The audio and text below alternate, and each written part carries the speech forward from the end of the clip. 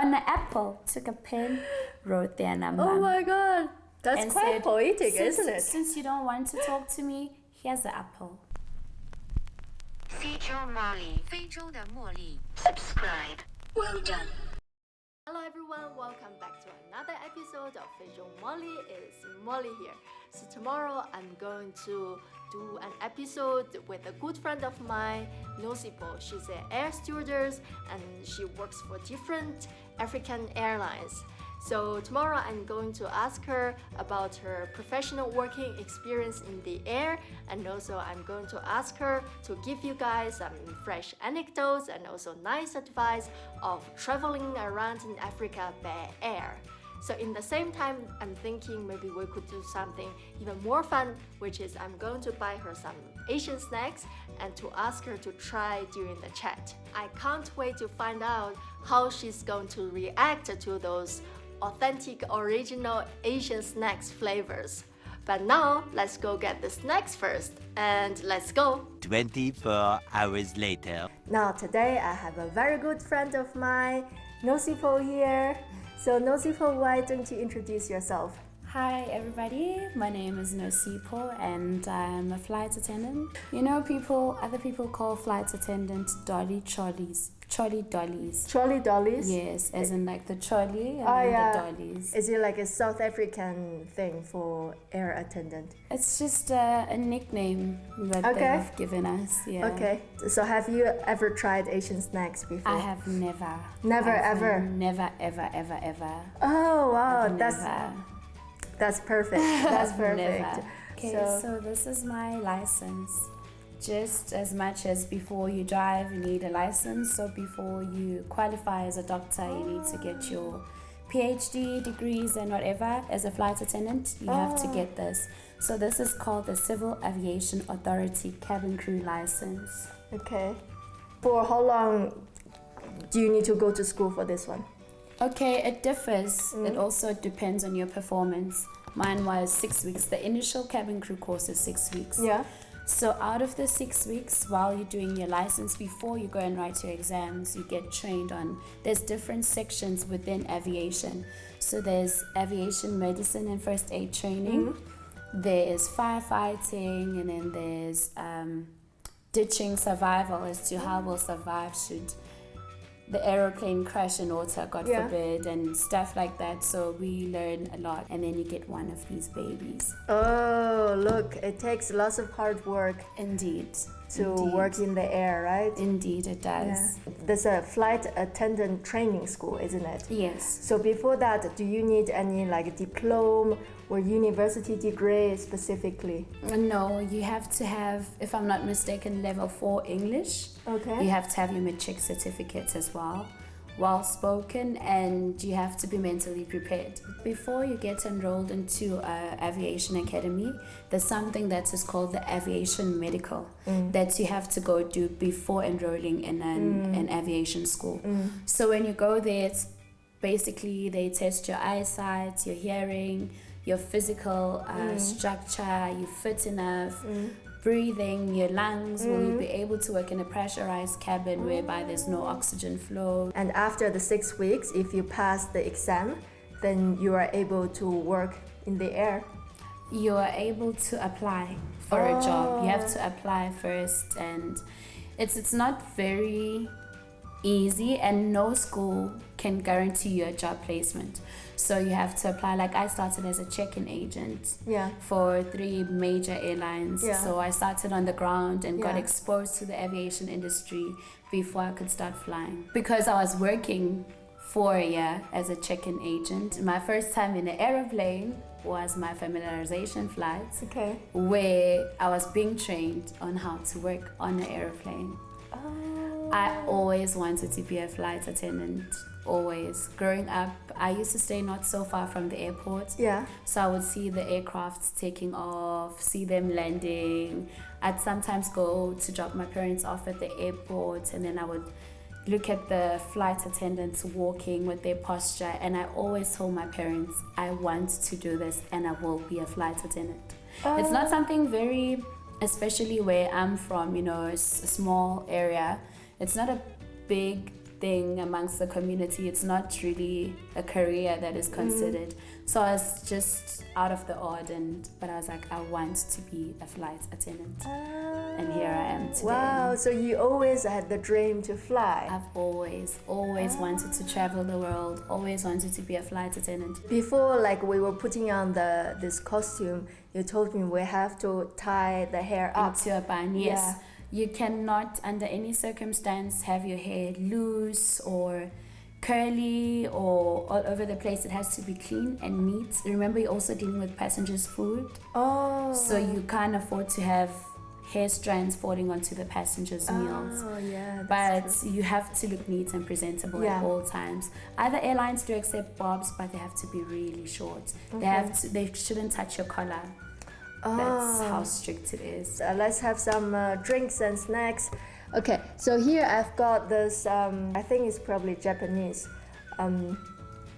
soda drink. This is actually yogurt soda drink. Is it? Yeah. Wow. Have you had anything like this before? I've never. Okay, so yeah, take that I one. love food. So whenever I'm in a different country, I try and give you, this is metal straw. Okay. I really love this one. Okay, cheers. Okay. Cheers.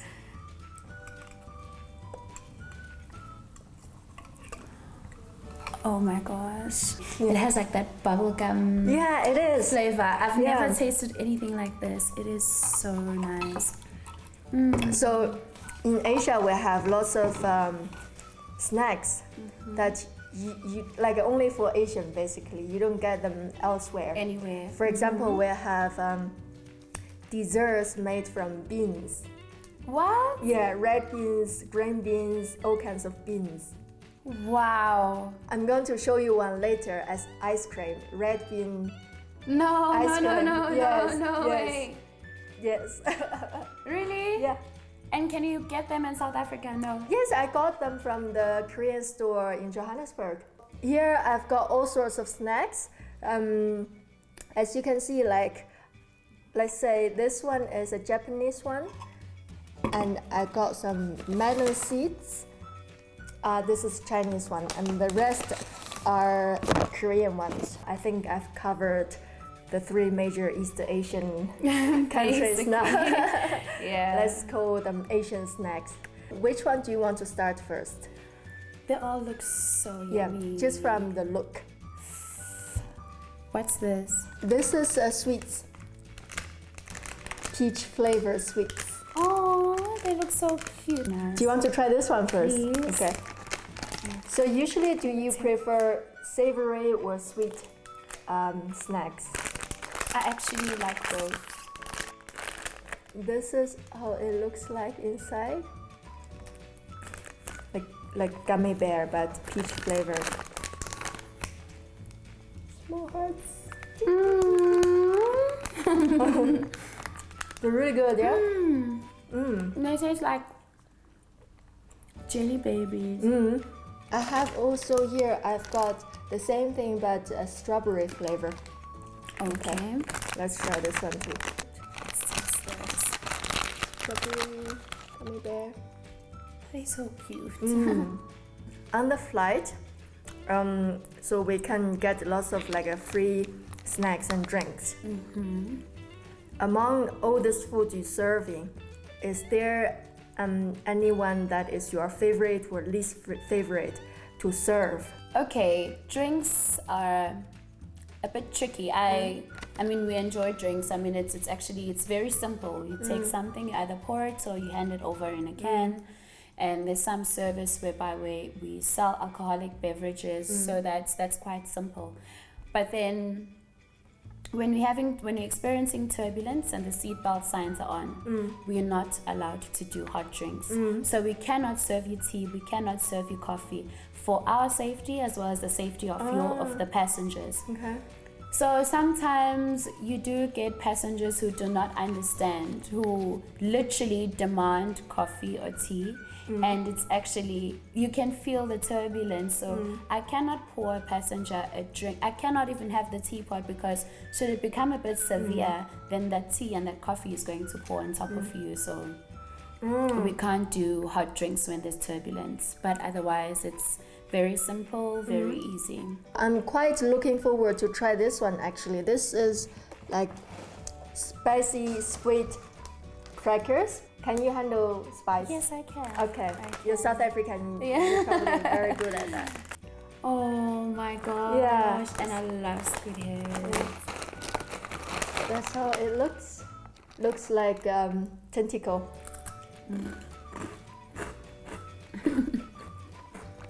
This one is so good. It's a little bit sweet, a little bit spicy. It's not too spicy. Yeah. It's really- perfect. I This love one's really good. We were talking about passengers. Sometimes they demand things that is not appropriate. And do you have any like experience, extremely good or bad experience with customers? I am more than willing, and it is my job, to help an elderly person who's unable to carry their bag, place their bags in the overhead bin. I am more than willing to help someone who's traveling with children and has a lot of bags with them. Yeah.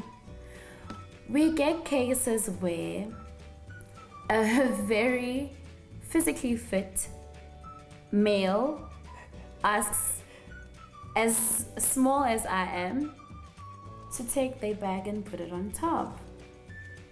That is very unreasonable. And then you get passengers who will. You were very polite in asking. Yeah. And if I could see you struggling with the bag, Yeah. I promise you, without a doubt, I'm going to help you. Yeah. I'm definitely going to help you. Yeah. You asked me, and I see that she's struggling with the bag. You get passengers, especially female passengers, I'm sorry to say, Yeah. who will not even ask politely. Like, this is what I'm trying to say. Be courteous to your flight attendants, because I mean, they're human beings at the end of the day. A person will point their finger like this. Seriously, that is very rude. Literally. I'm surprised. And what are you to do? Because they already doing that. What do you do in that situation? Can you say no? Above everything, you have to be very polite. Yeah. So you have to handle the situation as in a polite manner as much as possible. Sometimes, okay, you might feel a bit threatened because at times you find that it's just women on board the aircraft, so it's just women cabin crew. And you ask a passenger who is literally, more muscular, I mean, it's a man and whatever, please, can you put your seat back upright? So we make announcements on board. Okay, so now we're landing. Please do A, B, C, and D.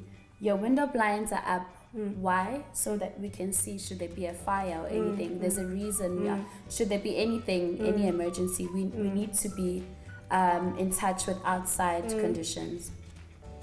To fasten your seat belts, and then when we ask you to put your armrest down and to put your seat back upright, the announcement is made.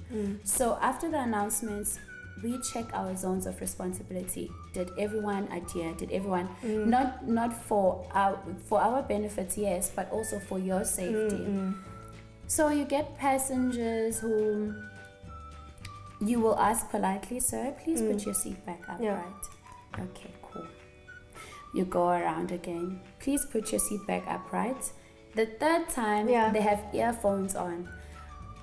Please, guys, another thing. When we ask you to switch your earphones off, it's not because we're trying to make your life any difficult. No. Should there be an emergency, you need to be able to hear us. You need to be able to understand what we're saying. If you have your earphones on and we're saying something and you don't hear it, then what happens? Yeah. So when we ask you to remove your earphones when the seatbelt signs are switched on, please. So then a passenger will get angry. You told me this. Then you feel like, okay, this is becoming rather intimidating. Much. And then, but we trained on how to just handle it calmly. Okay. Because at the end of the day, the customer is always right. Yeah. So, yeah, we that's it. Like passengers who get aggressive for no reason. Yeah. Basically, for getting aggressive and angry at us for doing our job, Yeah. and also making sure that your safety is a priority. It's a bit, Yeah, I can understand. Challenging. I can understand that. You do get like passengers who sometimes, because we're not allowed to really Yeah. do anything, then you get a passenger who will literally defend you Yeah, and yeah. stand up for you. Yeah. Yeah, you do get passengers like that. We're Okay. very grateful for passengers. Do that like next that. time. If you see any passenger on the flight being rude and unreasonable to the flight attendant, you know what to do now.